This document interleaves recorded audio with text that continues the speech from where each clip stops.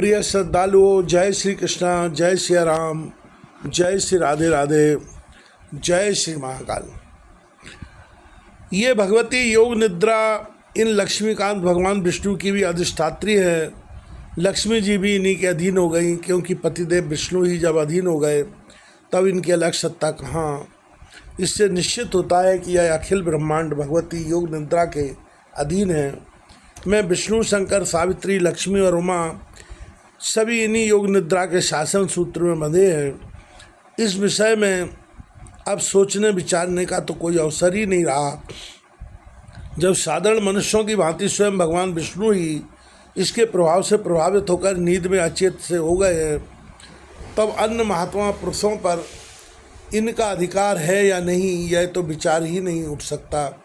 इसलिए अब मैं इन भगवती योग निद्रा की स्तुति करूं, जिनकी कृपा से जग कर भगवान विष्णु युद्ध में मेरी सहायता करने में तत्पर हो सकेंगे। उस समय ब्रह्मा जी कमल पर विराजमान थे। उनके मन में उपर्युक्त विचार निश्चित करके भगवान विष्णु के अंगों में शोभा पाने वाली उन भगवती योग निद्रा की स्तुति करने लगे। ब्रह्मा जी बोले, देवी मैं जान गया तुम निश्चय ही इस जगत की कारण स्वरूपा हो। संपूर्ण वेद वचन इसे प्रमाणित कर रहे हैं। यही कारण है कि चराचर जगत को प्रबुद्ध करने वाले परम पुरुष भगवान विष्णु आज गाढ़ी नींद में मग्न हैं। माता तुम समस्त प्राणियों के अंतःकरण में निवास करती हो। भवानी तुम सगुण रूप धारण करके अपनी लीला प्रकट करती हो।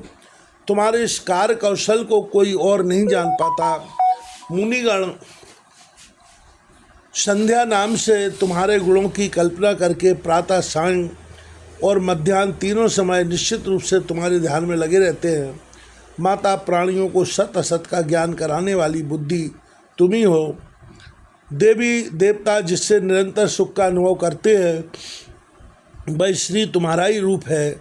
अखिल जगत में तुम कीर्ति, धृति, कांति, मति, रति और श्रद्धा रूप से विराजती हो। तुम अखिल जगत की जननी हो। मैं दुखी होकर इसका प्रमाण खोजने में प्रयत्नशील था। इतने में भगवान विष्णु तुम्हारे अधीन हो नींद ले रहे हैं। यही मुझे प्रत्यक्ष प्रमाण मिल गया। इससे अधिक अब सैकड़ों प्रमाणों की आवश्यकता ही क्या है रही। देवी वेदज्ञ पुरुष भी तुम्हें नहीं जान पाते। वेद भी तुम्हारे अखिल अभिप्राय से अनभिज्ञ ही रहते हैं, क्योंकि इस वेद की उत्पत्ति भी तुम्ही से हुई है। फिर तुम्हारे रहस्य को कैसे जान सकता है। तुमसे उत्पन्न हुआ यह अखिल जगत ही इसका प्रत्यक्ष प्रमाण है। देवी यज्ञ में हवन करते समय भी वेदज्ञ पुरुष तुम्हारे स्वाहा इस नाम का उच्चारण करते हैं। यदि स्वाहा न कहें तो देवता लोग यज्ञ भाग से वंचित ही रह जाएं। इससे देवताओं को वृत्ति देने वाली भी तुम ही सिद्ध हुई। देवी तुम पहले भी मेरी रक्षा कर चुकी हो, वैसे ही अब इस देव शत्रु कैटभ से भी मुझे बचाओ। वर देने वाली देवी मैं मधु और कैटभ को अत्यंत भयंकर देखकर भयभीत हो तुम्हारी शरण में आया हूँ।